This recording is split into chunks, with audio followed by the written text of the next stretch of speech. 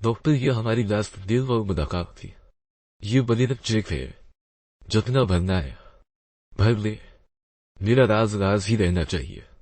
Don't worry mister अदीब शाह, किसी को भी कुछ पता नहीं चलेगा और इस डीएनए रिपोर्ट को कोई दूसरा डॉक्टर फेक भी नहीं कह सकता, क्योंकि मेरी रिपोर्ट पर शक करने का मतलब है। हाँ, आई कनो, इसलिए मैंने मुलाइका भाभी को कहा था वो वलीद भैया को इसी अस्पताल में इसी डॉक्टर के पास लाए, ताकि किसी को शक ना हो। मुलाइका को मेरी तरफ से शादी की बहुत मुबारकबाद देना। अदील के बाहर आने के कुछ देर बाद दूसरे रूम से एक नर्स बाहर आई थी, जिसने एक सीधी दूर कॉर्नर पर खड़ी सदरा को पकड़ा दी थी और सदरा से पैसे लेकर चली गई थी। बस सिकंदर, कुछ ही देर में हमारे बच्चे एक हो जाए, मुझे तो अब भी यकीन नहीं आया। फाइनली तुमने इस वकील को अपने बेटे की जिंदगी से निकाल दिया, और जिंदगी में पहली बार वजाहत शाह को इस लफ्ज से गैन आई थी।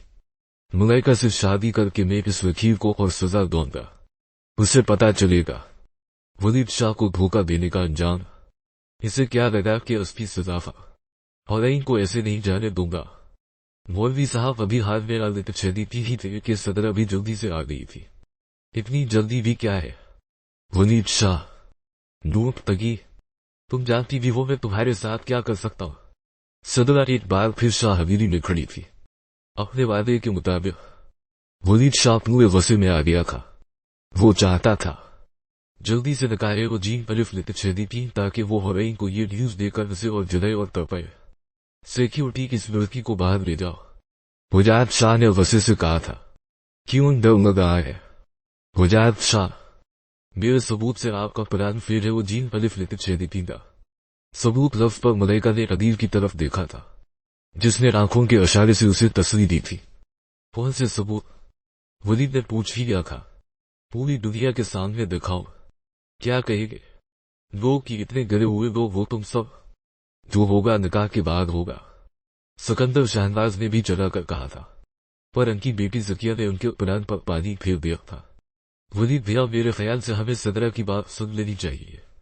अब तुम हमें यहाँ वक्त ज़ाया करने के लिए और बिठाना चाहती हो। और सामने रखी स्क्रीन पर कुछ फुटेज चलना शुरू हो गई थी। लास्ट 10 मिनट से देख रहे हैं ये खाली स्क्रीन। वलीद कर्सी से उठ गया था। भैया ठीक कहा, मैं अभी इसे बंद करता हूँ। मुलाइका ने सदरा का हाथ पकड़ लिया था और अदील स्विच की तरफ बढ़ा था, पर इस बड़ी सी स्क्रीन पर होलाइन ही होलाइन थी और पूरे कमरे में इसकी गूंजती हुई आवाज। मैं बहुत खुश हूं। वलीद बाप बनने वाले हैं और मिलना वलीद बहुत खुश होंगे। Am so happy. मैं जब पहले प्रेग्नेंट थी तब अरश और आशी को वलीद का प्यार नहीं मिल पाया था, पर हम साथ एक एक पल एंजॉय करेंगे। तुम देख लेना रानी, मैं वलीद को बहुत तंग करने वाली हूँ। अब तो आए स्क्रीन के लिए 2 बजे रात के उठाया करूंगी। स्क्रीन ब्लैक होती है, फिर से एक वीडियो चलती है। आज मैं वलीद को सरप्राइज दूंगी। मैं जानती हूँ मैंने जिद की और ये बर्ड न्यूज शेयर नहीं की क्योंकि मुझे इजहार मोहब्बत सुनना था वलीद का, पर मुझे अब वो जिद नहीं पूरी करनी। मेरी मोहब्बत हम दोनों के लिए काफी होगी। तुम्हें नहीं लगता ये सब बहुत जल्दी है? नहीं लादी, हम दोनों इस खुशी के लिए तैयार थे। वलीद इस न्यूज का बहुत बेसब्री से इंतजार कर रहे हैं, पर मेरे ख्याल से तुम्हें ये बात भैया से शेयर नहीं करनी चाहिए। भैया ऑफिस में इतना मसरूफ रहते हैं। तो मलाइका भाभी अलिफ, ओ वो मेरा मतलब है, तुमने देखा नहीं आजकल ज्यादा ही मलाइका के साथ होते हैं। ऐसी बात नहीं है, वलीद कुछ ऑफिस देर की वजह से ऐसा कर रहे हैं। मुझे यकीन है। फिर एक वीडियो चली थी। क्या तुम मुझसे आगे बढ़ गई हो बुराई? क्या वलीद भैया से प्यार तुम्हें मुझसे ज्यादा हवा है जितना प्यार मुझे वलीद से है? शहीद ही मैंने किसी से क्या होगा। मुझे अब लगता ही नहीं कि मैंने तुम्हें प्यार किया था। आज जब प्यार की बात चलती है तो वलीद मेरी आंखों मेरे दिल में होता है। और रही बात आगे बढ़ जाने की, तो अवश व राशि से तुम्हें अंदाजा हो जाना चाहिए। मैं जानती हूँ मैं सख्त हो रही हूँ आदि, पर यह हकीकत है। मैं बहुत खुश हूँ मेरे एंजल के साथ। स्क्रीन फिर से ब्लैक हो गई थी। ये सब क्या बकवास है? सदरा, तुम मेरी दोस्त की बहन हो इसलिए बर्दाश्त कर रही हो। मुलाइका जी, अभी और भी कुछ बाकी है। वलीद शाह की आंखें जैसे सदरा से आगे कुछ न दिखाने की गुजारिश कर रही थी। फैमिली का हर फर्द बैठा हुआ था। कोई वलीद शाह को कसीर दो, क्योंकि उनके कदमों के नीचे से जमीन निकलने वाली है। और लास्ट वीडियो अदीब और डॉक्टर की मीटिंग थी, और वीडियो देखकर वलीद शाह बैठा नहीं था। डर गया था। ये है असल दी एयरपोर्ट, जो एक नहीं 10 डॉक्टर से तस्दीक शुदा है। उनमें साफ साफ लिखा है ये बच्चा किसका है, पर बास्फर्ड तो ये अब भी है, क्योंकि असफा वाह बास्फर्ड है, जिसने अपनी परिवहन बीवी को रेप शक की बुनियाद पर घर से बाहर कर दिया था। क्यों क्या? इस कमरे की खामोशी वलीद की इस दर्द से भरी आवाज से खत्म हुई। मंगन दिया और सदरा ने एक जोरदार थप्पड़ मार दिया था अदील शाह को। क्यों बास्फर्ड, डरे हुए इंसान, आवाज कहाँ गई तुम्हारी? सदरा ने एक थप्पड़ मारा था। सदरा पनीज, जकिया ने रबीर का कॉर्नर छुड़वा लिया था। किस कदर घटिया लोग हो तुम, इतना बड़ा नाम, कितने गिरे हुए लोग हो। एक भाई जो इंजीनियर था तो अपने छोटे भाई के प्यार पर नजर आ गई गस्फी, और छोटा भाई जो अपनी भाभी पर ऐसी नजरें रखता रहा। ये है तुम लोगों को से देने वाले, सदरा ने वजाहत शाह की तरफ इशारा करके कह रही थी। और तुम वलीद शाह, तुमने तो वादा क्या था असफी हिफाजत का उसे तहफुज देने का? कम से कम अब तो बता दो कहाँ है। क्या क्या है? तुमने उसके साथ मार दिया है या छोड़ दिया है? अगर मार दिया है तो कहाँ फेंका है? अगर छोड़ दिया है तो किस कदर बुरी हालत में छोड़ा है? सदरा के हाथ वलीद के गिरबान पर थे और इस रूम से सबसे पहले मलाइका गायब हुई थी और फिर तबीर। दोनों छप छप कर भाग गए थे। पहली बार वलीद शाह की खामोशी ने उन्हें डरा दिया था। कुछ पल को वजाहत शाह को भी डर लग रहा था। वलीद शाह की चुप्पी से बेबी डोल, वलीद के आंसू कांपती हुई आवाज, माथे से निकलता हवा पसीना भी सदरा का वसा ठंडा नहीं कर पाया था। बेबी डोल, एक अखीर बोलो, वो बच कहा था तुमने? वलीद शाह कुछ याद आया। अब बताओ कहाँ है? उनकी हालत बहुत क्रिटिकल है, अगर अभी उन्हें अस्पताल शिफ्ट न किया गया तो। वलीद शाह में कुछ पूछ रही हो। डॉक्टर की बात याद आने पर वलीद अपना कॉलर छुड़वाकर बाहर की तरफ भागा था। तेरी मिली। वलीद अपने डुगुगाते हुए, अपने लड़खड़ाते हुए कदमों के साथ भागते हुए अपार्टमेंट तक पहुंचा था। एक खामोशी थी, एक दिल दहला देने वाली खामोशी। वलीद के गार्ड्स ने पहले ही अपार्टमेंट को किंदाफ कर दिया था। हर चलते कदम के साथ उसे बेबी डोल की आवाज सुनाई दे रही थी। वलीद सीढ़ियां चढ़ने की हिम्मत खो बैठा था, इतनी खामोशी महसूस करके, और वो रेलन का सहारा लेकर सीढ़ियां चढ़ते हुए अपने कमरे तक पहुंचा था। और दरवाजा खोलकर वो अंदर दाखिल हो गया था। वो खामोश लेटी हुई थी। बेबी डोल, एंजल की बेबी डोल, जिस हवा ने वो शियर्ट किस मासूम के बेगबास जिस्म पर उड़ा दी थी।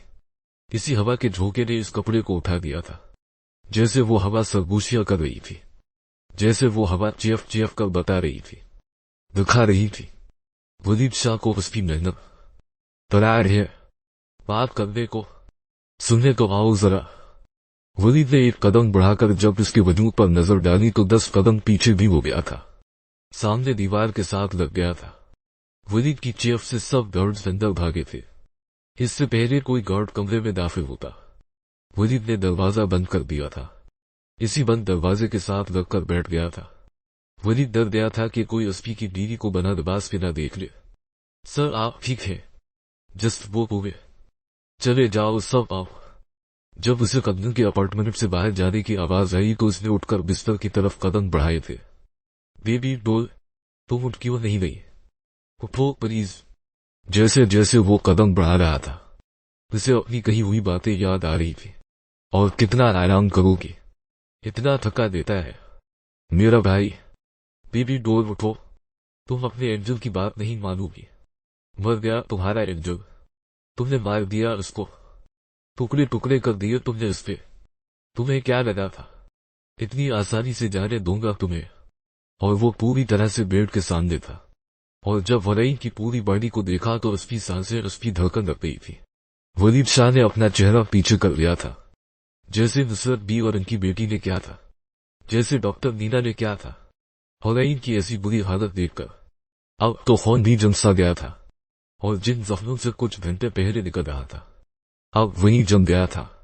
ये वही जिस्म था जिसे मैं पहुंचता था, और आज इस जिस्म को मैं इस्तेमाल करूंगा।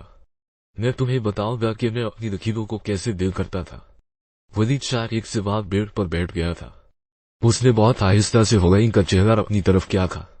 चेहरे पर दोनों तरफ पर अभी भी उंगलियों के निशानात थे, और उसके मुंह से वो कपड़ा निकाला जिससे उसने बड़ी बेदर्दी के साथ मुंह बंद किया था। जब इस कपड़े को निकाला तो वो कपड़ा खून से भरा हुआ था।